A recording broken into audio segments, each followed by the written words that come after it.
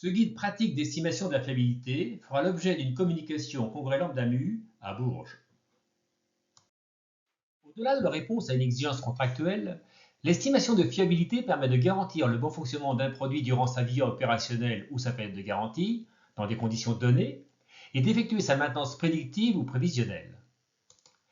Mais la fiabilité n'est pas facile à appréhender, par calcul ou par essai, car elle dépend de facteurs multiples relatifs aux architectures, aux technologies mises en œuvre et aux conditions d'utilisation et d'environnement. Le corpus à mobiliser est vaste et recouvre des normes, des manuels, des articles scientifiques qui se révèlent parfois approximatifs ou éloignés de l'état de l'art. C'est la raison pour laquelle le Centre national d'études spatiales de Toulouse a cherché à élaborer un guide pratique d'estimation de la fiabilité des composants optoélectroniques qui ont pour caractéristique d'être soumis à des phénomènes d'usure.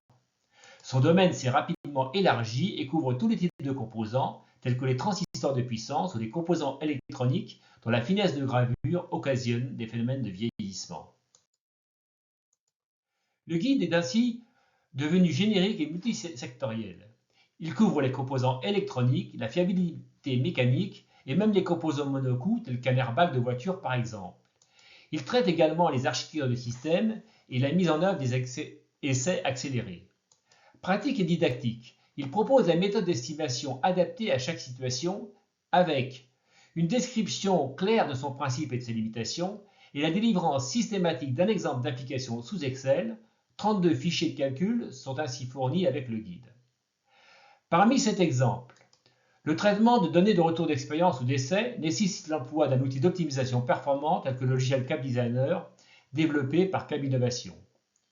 Le guide peut s'accompagner de cours de formation enregistrés couvrant la sûreté de fonctionnement, la simulation et la conception optimale.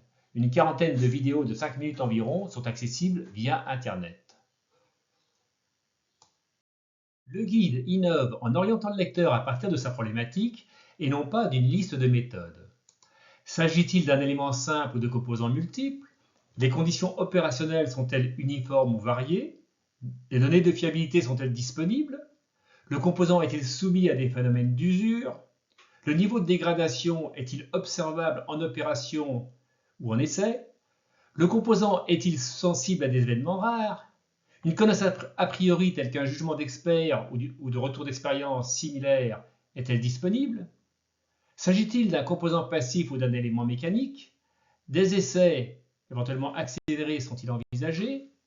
Le guide se présente sous la forme de chapitres applicables selon les caractéristiques du produit.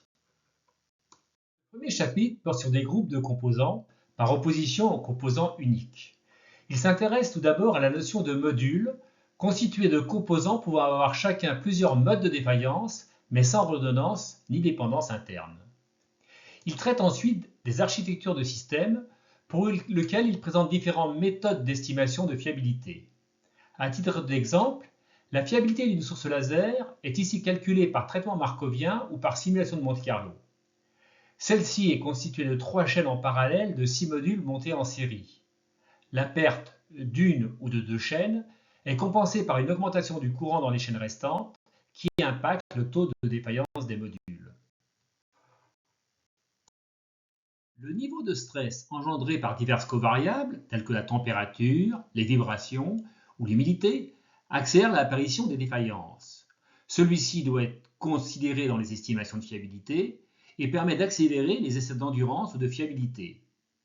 Cette accélération fait l'objet de modèles mathématiques dont les plus courants sont fondés sur le modèle standard de vie accéléré qui fait l'hypothèse que seul le paramètre d'échelle de la fiabilité est modifié par le niveau de stress.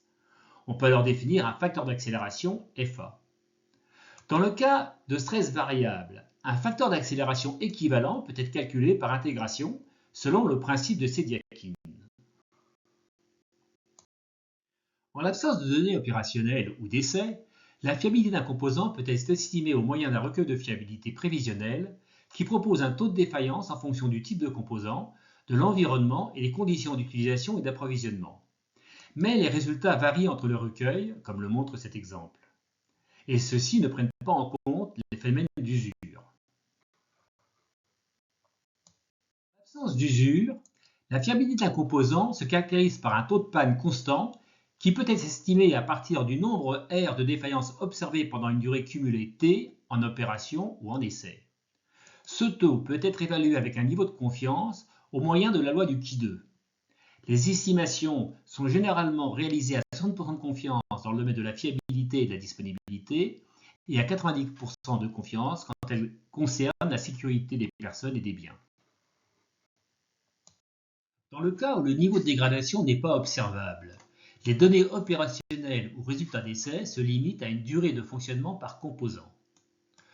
Outre l'utilisation de méthodes non paramétriques telles que Kaplan-Meier, l'estimation consiste à choisir une loi de fiabilité et à procéder à son ajustement à partir des données observées. La méthode d'ajustement la plus courante est celle du maximum de vraisemblance, qui consiste à rechercher la valeur des paramètres qui maximisent la probabilité d'occurrence ou densité de probabilité des réalisations observées. Ces données sont censurées si la période d'observation ne recouvre pas la totalité de la durée de fonctionnement. Dans le cas de données hétérogènes, acquises dans différentes conditions d'utilisation et d'environnement, il est possible de procéder à l'ajustement d'un modèle global de fiabilité accélérée associant des lois de fiabilité et d'accélération afin d'estimer en même temps l'ensemble des paramètres, comme l'illustre cet exemple qui couple une loi de Weibull aux lois d'Arrhenius et de Baskin. Dans le cas où le niveau de dégradation est observable, les données exploitables sont beaucoup plus nombreuses puisqu'elles recouvrent des observations multiples par composant. Il est alors possible de modéliser la trajectoire de dégradation et de fixer un seuil limite de fonctionnement afin de pouvoir estimer la fiabilité ou la durée de vie restante. Différents types de modèles peuvent être envisagés, dont les processus de Lévy qui permettent de décrire diverses formes de trajectoires aléatoires de dégradation, telles que le processus gamma qui est monotone ou le processus de Wiener qui présente un bruit gaussien. Ces processus sont stationnaires, mais une variation de la vitesse de dégradation et des conditions de stress peuvent être considérées par un changement de la variable temps. Cet exemple porte sur l'estimation de fiabilité d'un composant à diverses températures qui a été réalisé à partir de 5 trajectoires de dégradation observées dans des conditions hétérogènes. La dégradation est modélisée par un processus gamma ou par un processus de Wiener non stationnaire accéléré et est limitée par un seuil de fonctionnement. À partir de la courbe de fiabilité, une loi équivalente de type Weibull ou log normal, au même seuil de dégradation acceptable, peut être obtenue par la méthode des moindres carrés. Des composants peuvent être sensibles à des événements rares, tels que des radiations ou flux de particules lors d'éruptions solaires ou phénomènes cosmiques. La théorie des valeurs extrêmes propose une méthode d'estimation de tels événements qui concerne notamment les crues, les tremblements de terre ou les raz-de-marée. Elle consiste à modéliser les queues de distribution à partir de l'observation de leur maximale par intervalle de temps ou dépassant un certain seuil. Mais cette méthode ne repose que sur la représentativité du retour d'expérience, comme l'illustre cet exemple simulé à partir d'une loi connue pour lequel le risque apparaît dramatiquement sous-estimé. Fondée sur le théorème de Bayes, l'estimation bayésienne permet de fusionner une connaissance a priori avec des observations. Ce traitement est relativement complexe, sauf dans le cas de l'estimation d'une probabilité de défaillance ou d'un taux de panne, pour lequel un même type de loi permet de modéliser la connaissance a priori et a posteriori. L'une des difficultés de la démarche réside cependant dans la transcription de l'information a priori en loi de probabilité. Elle peut se faire en estimant directement les paramètres, ce qui n'apparaît pas très réaliste, en remplaçant la connaissance a priori par un essai fictif, sachant que le nombre de défaillances considéré pour l'essai fictif a une influence sur le poids de l'a priori par rapport aux observations, en établissant plusieurs conditions caractérisant la connaissance a priori, afin de résoudre un système d'équations dont les inconnus sont les paramètres de la loi a priori. Cette dernière méthode est notamment utilisée dans le domaine spatial pour consolider les taux de panne issus des recueils de fiabilité par des données de retour d'expérience, en considérant que les données des recueils sont représentatives du quantile à 60% et de l'espérance des taux de défaillance de manière générique. En permettant d'agréger des connaissances diverses, les techniques bayésiennes offrent un avantage stratégique pour exploiter le retour d'expérience ou réduire le coût des essais. Mais leur application sans discernement peut conduire à des erreurs grossières.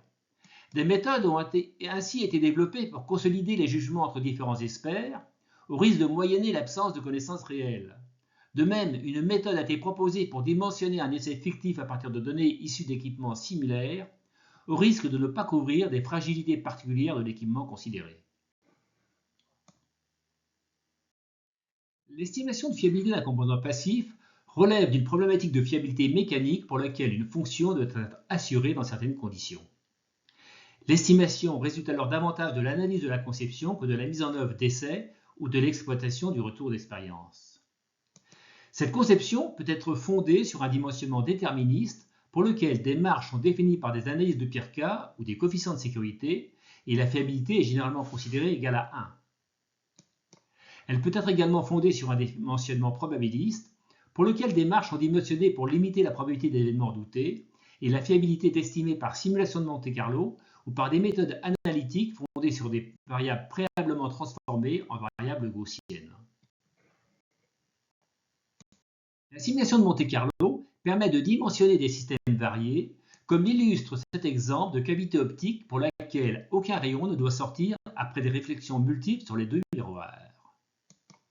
La précision des résultats peut être améliorée par des techniques de réduction de variance qui privilégient les tirages dans une zone d'intérêt.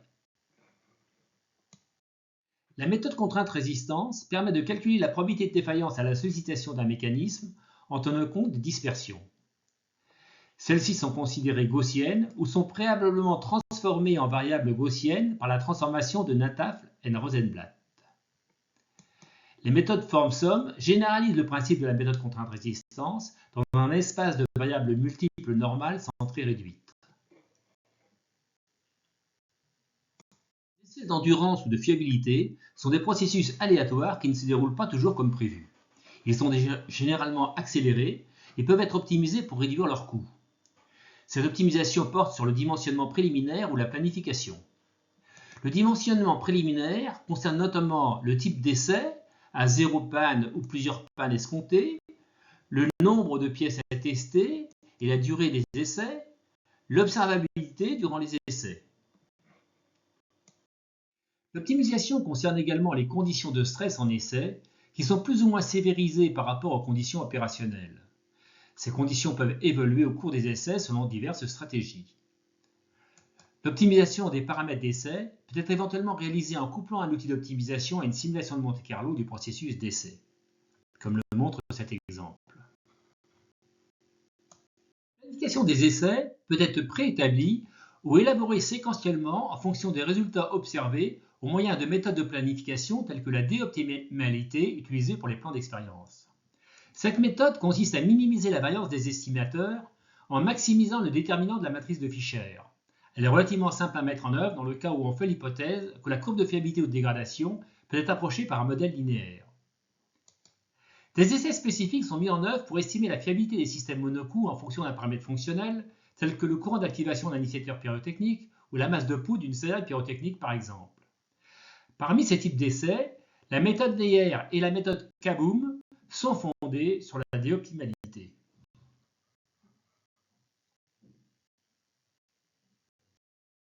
En conclusion, ce guide pratique d'estimation de la fiabilité, qui a été initialement développé dans le domaine spatial, est devenu générique et multisectoriel. Il explicite les méthodes et leurs limitations, avec des exemples d'application, et offre ainsi un garde-fou méthodologique susceptible d'éviter les erreurs trop souvent rencontrées dans notre métier. Il devrait trouver sa place auprès des concepteurs qui ne disposent pas tous de la culture de la fiabilité, dans un contexte de réindustrialisation rendu parfois difficile par des pertes de connaissances et de savoir-faire.